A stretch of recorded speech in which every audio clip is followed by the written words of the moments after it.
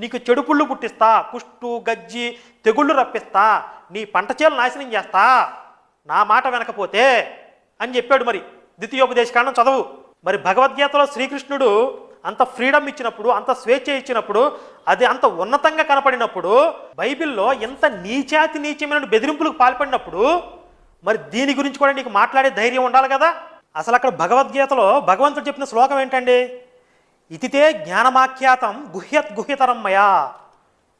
ఈ విధముగా నేను నీకు అత్యంత రహస్యమైనటువంటి ఈ జ్ఞానాన్ని ఉపదేశించి ఉన్నాను.